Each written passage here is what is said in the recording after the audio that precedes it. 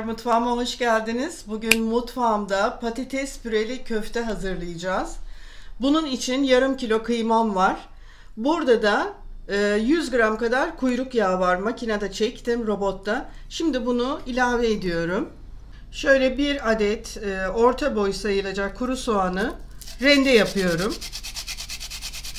Şöyle 4 diş sarımsağım var. Bunları da rendeleyeceğim.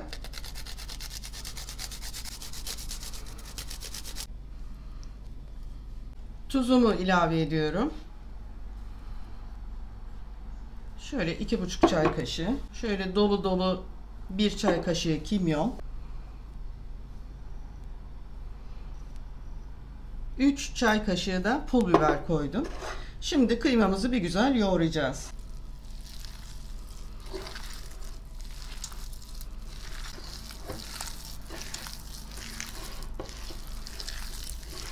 Çok az bir su ilave ediyorum.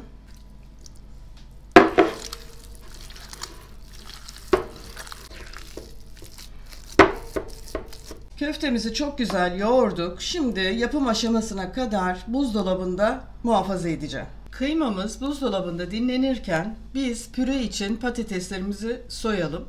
Burada 1 kilo kadar patatesim var. Şimdi bunları soyacağım.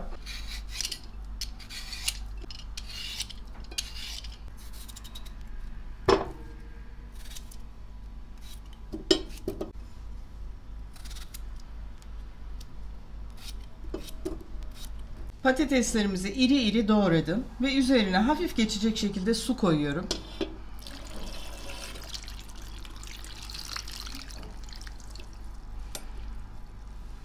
Bu kadar yeterli.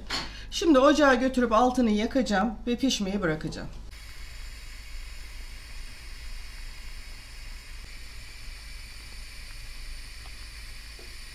Köftelerimizi şimdi şekil verip tepsiye dizeceğiz.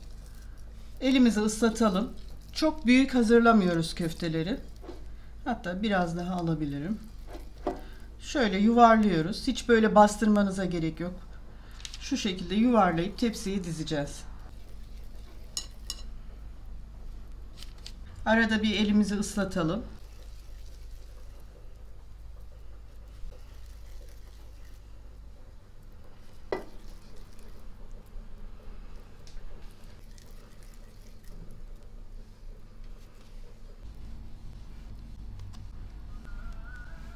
Köftelerimiz fırına girmeye hazır. Patateslerimiz çok güzel pişti, haşlandı. Altını kapattım. Birazdan ezme işlemine başlayacağız. 190 dereceye ısıttığım fırınıma gönderiyorum köfteleri.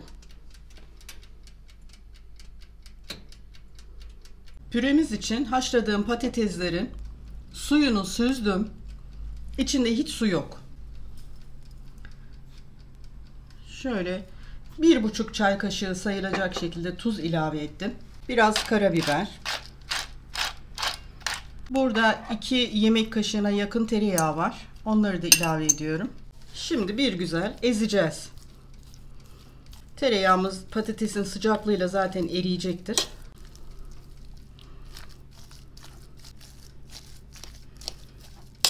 Bir bardak sütüm var. 200 milimlik bardak ile.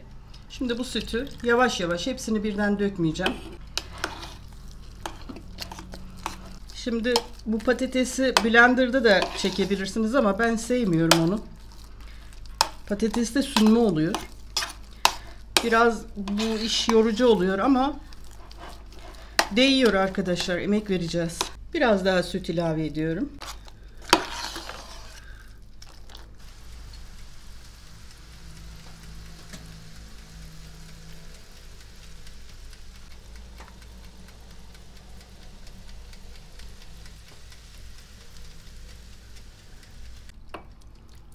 Şöyle bir bardak sütü ilave etmiş oldum. Şöyle 100 gram kadar kaşar rendeledim. Şimdi ondan biraz koyuyorum. Bunu da 2 aşamada koyacağım.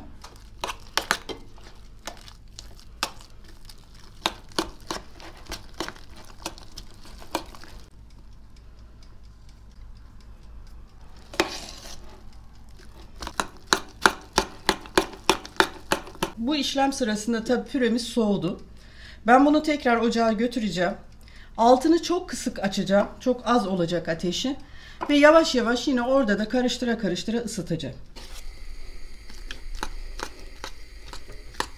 Tavama 1 yemek kaşığı tereyağı aldım. Eritiyorum. Biraz iyice kızınca pul biber ilave edeceğim. Püremizin ve köftelerimizin en üstüne dökmek için. Tereyağımız istediğim kıvama geldi. Şimdi şöyle 1 çay kaşığı kadar hemen altını kapatıyorum.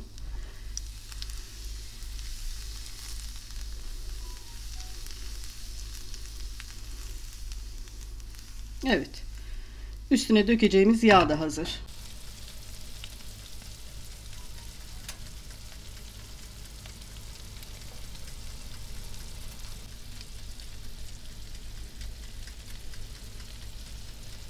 Servis yapma aşamasına geldik şimdi. Kaşığımızı şöyle bir suyla ıslatıyorum.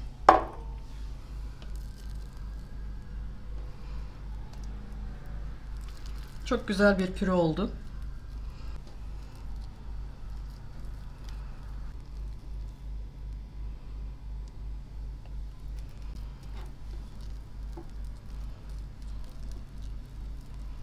Şimdi fırından yeni çıkardığım sıcak köftelerimi püremin üzerine alıyorum.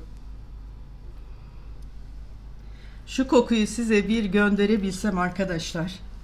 Köfte ayrı, pürenin kokusu ayrı.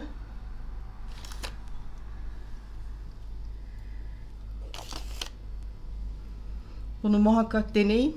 Çok şık masalarda da gayet güzel olur. Misafir masalarınızda.